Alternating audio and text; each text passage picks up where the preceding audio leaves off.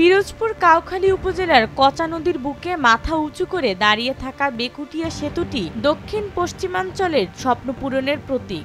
অথচ আজ সেই স্বপ্নই হারিয়ে যাচ্ছে অন্ধকারে।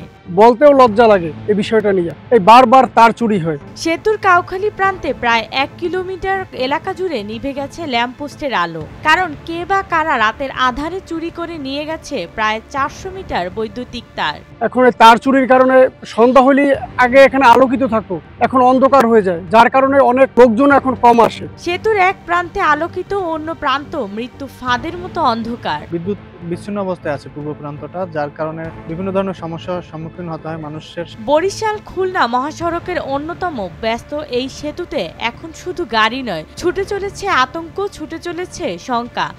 এটা কাউখালী প্রান্ত এফেক্টেড হয়েছে ব্রিজের মাঝখান থেকে। সড়ক বিভাগের এক কর্মকর্তা জানালেন, এই চুরির ক্ষতিপূরণ দিতে সময় ও অর্থ দুটোরই বড় অভাব। ফলে সেতুর অর্ধেক অংশ অন্ধকারেই থাকবে আপাতত। আইনানুগ কি ব্যবস্থা নেওয়া যায় সেটা থানার সাথে আলাপ করে ব্যবস্থা নেবে। পাশাপাশি আমরা কাউখালীর যে ইউনো আছে ওনাকে ইনফর্ম করে রাখছি। কাউখালী থানার ওসি মোহাম্মদ সোলাইমান বলেন, মামলার প্রস্তুতি চলছে, সেই সাথে বাড়ানো হয়েছে পুলিশের টহল। কিন্তু চোরেরা এর মধ্যেই যে ভয় ঢুকিয়ে দিয়েছে তা মেটানো কঠিন। আমরা নিয়মিত মামলা রুজু করেছি এবং আমাদের রাত্রিকালীন টহল আমরা ব্যাপক পরিমাণে ওই এলাকায় বৃদ্ধি করেছি।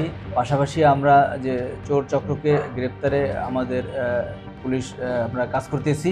আমরা আশা করি অচিরেই এই চক্রটিকে আমরা গ্রেপ্তার করতে সক্ষম হব।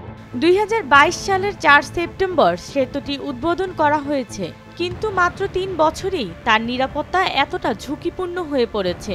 চীনের অর্থায়নে নির্মিত এই আধুনিক সেতু শুধু ইট, পাথর আর লোহা নয়, এটি ছিল দুই দেশের বন্ধুত্বের স্থায়িত্ব স্মারক। কিন্তু এখন সেটি হয়ে দাঁড়িয়েছে প্রশাসনিক ব্যর্থতা ও রক্ষণাবেক্ষণহীনতার দৃষ্টান্ত।